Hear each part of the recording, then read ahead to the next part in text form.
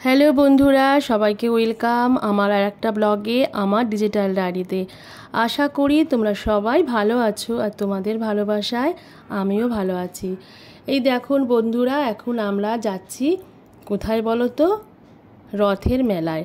যদিও এটা অনেক দিন আগের ভিডিও করা, কিন্তু সময়ের অভাবে তোমাদের কাছে আমি এটা পোস্ট করতে পারিনি। তো বন্ধুরা দেখো, আমাদের দত্তপুকুরে রথের মেলাটা ঠিক রেল লাইনের ধারে হয়। মানে কি বলবো, দত্তপুকুর থেকে বনগাঁ যেদিকে যায় সেই দিকে রেল লাইনটা পেরিয়ে তারপরে মেলাটা হয়ে থাকে। তো যদিও জায়গাটা একটুখানি স্পর্শকাতর, যেহেতু রেল লাইন পেরিয়ে যেতে হয়, কিন্তু তোমাদেরকে কি বলবো, এত ভিড় হয় এই রথের মেলায়, তোমরা দেখলেই বুঝতে পারবে। আর এখন যে আমরা মেলায় গেছিলাম আমি, আমার মেজ বোনের মেয়ে আর আমার ছোট মেয়ে।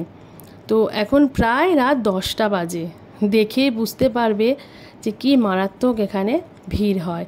তো চলো দেখতে থাকো মেলায় কি করলাম, কিভাবে ঘুরলাম। যদিও সেভাবে ঘুরতে পারিনি, কারণ এত ভিড় হয়েছিল, তোমাদের কি বলবো। সাথে থাকো, দেখতে থাকো। তো বন্ধুরা, আমাদের এই দত্তপুকুরের যে রথের মেলাটা, আমি আগেই বললাম এটা তোমার 3 নম্বর প্ল্যাটফর্মের দিকেই পড়ে।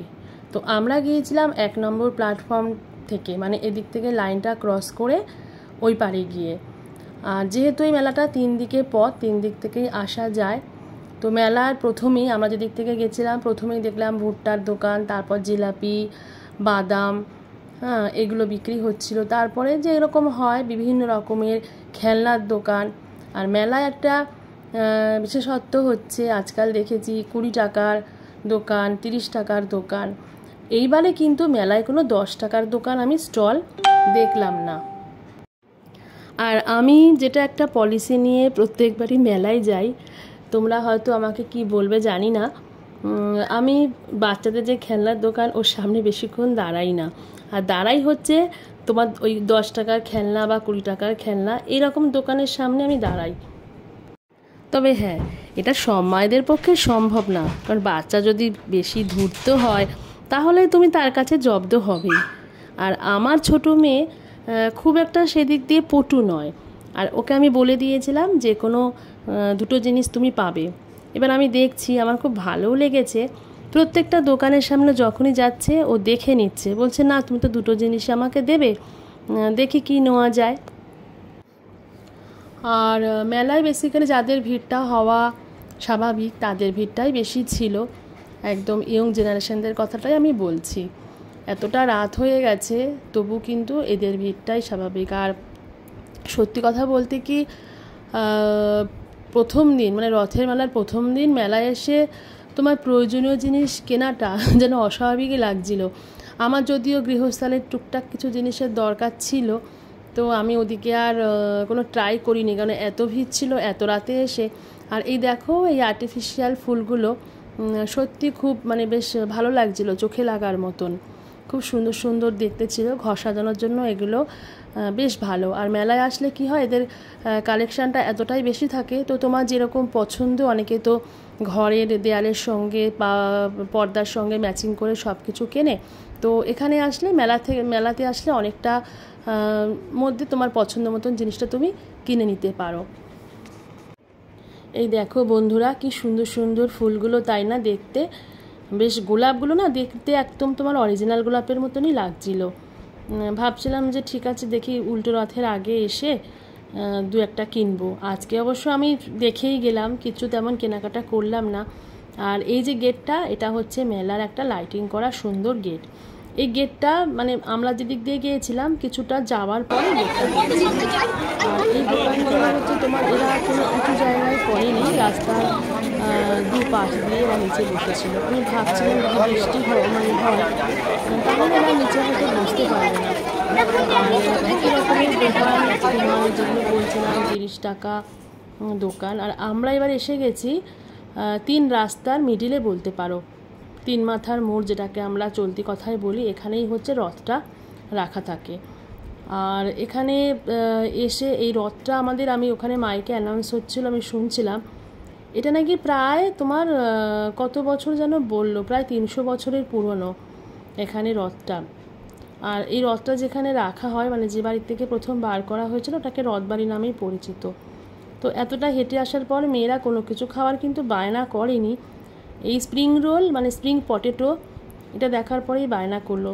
যদিও একদমই আমার দেওয়ার ইচ্ছা ছিল না, কিন্তু আমার মেজো বোন সঙ্গে ছিল, আর ও তো কোথাও গেলে কতক্ষণে কি খাবার কিনবে কি কিনবে, ও সবার আগে কেনার জন্য মোটামুটি রেডি। তা মেয়েরা বায়না করলো, অগত্যা মধুসূদন কিনতেই হলো। কিন্তু আমি যখন কাছে গিয়ে দেখলাম, আমার সত্যি কথা বলতে খুব একটা খেতে ইচ্ছা হয়নি, দুই মেয়েকেই দিলাম। তারপরে এখান থেকে সামনের দিকে গেলে, মানে এখান থেকে রাস্তাটা তোমার 3 মাথা, যেহেতু একটা তোমার নিবাধুই বলে একটা জায়গা আছে, দত্তপুকুরের খুব পুরনো জায়গা বলতে পারো, নিবাধুই বাজারের দিকে চলে গেছে, আর একটা তোমার গঙ্গাপুরের দিকে চলে গেছে। দেখতেই পাচ্ছ রথটা, এইখানটায় প্রচণ্ড ভিড় ছিল, এত লোকের সমাগম হয়েছিল তোমাদের কি বলবো। যদি তোমরা কোনো দিন দত্তপুকুরে যারা যারা আসোনি রথের মেলায়, একবার এসে ঘুরে দেখে যেতে পারো। জায়গাটা যদিও বড় মাঠ টাট হলে মেলাটা ঠিক যেরকম হয়, এখানে তো কোনো বড় মাঠ নেই, পুরোটাই রাস্তার দুই দিকে স্টলগুলো বসাতে হয়। আর এই দেখো স্প্রিং পটেটো, বেশ আলুটা সুন্দর করে, তোমরাও দেখে থাকবে মেলাতে, বেশ সুন্দর করে ডিজাইন করে কেটে ছাকা তেলে ভাজে, আর ওই চালের গুঁড়ো টুড়ো এরকম ধরনের কিছু হয়তো মাখিয়ে নেয়, তারপরে মেয়োনিজ মানে হোয়াইট সস টমেটো সস এরকম দিয়ে সার্ভ করে। প্রথমবার যখন খেয়েছিলাম এই জিনিসটা, তারপর আমার মেয়ে বাড়িতে এসে বায়নাও করেছিল, মা তুমি বাড়িতে করে দিও তো। আমি করেছিলাম, কিন্তু অতটা টেস্ট হয়নি। আর এখানে দেখো কিছু মাটির ফল বিক্রি হচ্ছে। এই দোকানটায় কেন এসেছিলাম জানো?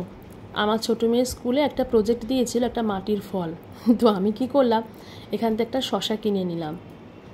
আর এই দোকানটায় বেশ কিছু হেয়ার ক্লিপ বিক্রি হচ্ছিল, সেখান থেকেও 2টো ক্লিপ আমার বোন মনে হয় কিনলো। তারপরে দেখো বেশ সুন্দর সুন্দর এখানে খেলনার দোকান, বেসিক্যালি নানান রকমের গাড়ি, প্লাস্টিকের বন্দুক, এইগুলো অবশ্য আমার মেয়েদের আর খেলার বয়স নেই, ওরা খুব একটা বায়নাও করেনি। যেটা বায়না করছিল সেটা আমি দিইনি, অনেকটা দামি ছিল। আর কি হবে জানো, ওই খেলনাগুলো কিনবো, বাড়িতে আসার পরে 2 দিন থাকবে, ব্যাস। আর এই যে নাগের দোল্লা, এতটা রাত হয়ে গেছে তো নাগের দোলাটা এখন স্তব্ধ হয়ে গেছে। আর এই দোকানটায় বিভিন্ন রকমের হেয়ার ব্যান্ড, আমি মেয়েকে বললাম একটা হেয়ার ব্যান্ড নে, বললো না, ওর অবশ্যই সাজগোজের জিনিসের দিকে খুব একটা ঝোঁক নেই।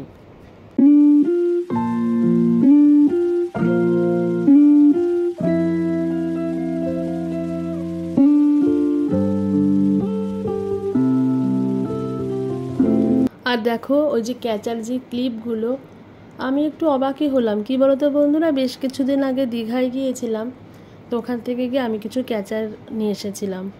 ওমা দেখলাম এই মেলাতেও সেই একই রকমের ক্লিপ, মানে আমি বলতে চাইছি ঝিনুকের আমি ক্যাচার এনেছিলাম, তো মেলাতেও সেই ঝিনুকের ক্যাচার ক্লিপ আমি দেখলাম। তো এটাই এখন জানো তো সব কিছু সব জায়গাতেই অ্যাভেলেবেল হয়ে গেছে। ওই যে পুরীতে গেলে যেটা পাবো সেটা দত্তপুকুরে বসেও এখন পাওয়া যায়। তারপর তোমার একটা ব্যাগের দোকান বসেছে, আমি সেটাও খেয়াল করলাম। আমরা বেশ কিছুদিন আগে বেড়াতে গিয়েছিলাম তোমার শান্তিনিকেতনে, তো সেখানে যে ব্যাগগুলো আমরা দেখছিলাম, যদিও কালেকশন খুব একটা বেশি ছিল না, কিন্তু ওই রকম স্টাইলের ব্যাগও কিছু বিক্রি হয়েছিল। আর এই দোকানটা হচ্ছে তোমার একটা মেয়েদের উইক পয়েন্ট, মানে বিভিন্ন রকমের কানের দুল এখানে বিক্রি হচ্ছিল। আর অবভিয়াসলি মেয়েদের ভিড়টা হবেই, বেশ অনেকটা রাত হয়ে গিয়েছিল, অনেকটাই, তখন প্রায় 11টা বাজে, তোমাদের কি বলবো, তখনও এই দোকানে ভিড় ছিল। আর এই যে দেখো আমাদের ছানা দুটি, ওদের অবশ্য একটা জিনিস মাথায় ঘুরছিল, নাগের দোল্লা চড়বে। যখন মেলায় প্রথম পা দিলাম তখনই বায়না করেছিল, আমি বলেছিলাম যে না, অত বড় নাগের দোল্লায় আমি চড়তে দেব না। তো যাই হোক, তারপর ছোটো একটা নাগের দোল্লা ছিল, বললাম ঠিক আছে ওখানে ওঠ, কিন্তু টিকিটের দাম এত বেশি বলল, 60 টাকা করে। বললাম না, 60 টাকা করে বরঞ্চ খেলে কাজ দেবে, তোমরা আমাকে কিপটে বলতে পারো। যাই হোক, এভাবে মেলা ঘুরে এখন আমরা ফিরে আসছি। প্রায় গলদঘর্ম অবস্থা আমাদের। তো বন্ধুরা, কেমন লাগলো আমার মেলায় ঘোরা? বেশ একটা কিপটামি করে এবার মানে সোজা রথে মেলাটা আমরা ঘুরে আসলাম। এখন আমরা হাঁটছি 1 নম্বর প্ল্যাটফর্ম দিয়ে, 2 মেয়েকে নিয়ে, আমি আর আমার মেজো বোনের মেয়ে। আর এই দেখো দূর থেকে মেলাটা কি সুন্দর লাগছে দেখতে। তো বন্ধুরা, কেমন লাগলো জানিও, পাশে থেকো, সবাই সুস্থ থেকো, ভালো থেকো, টাটা।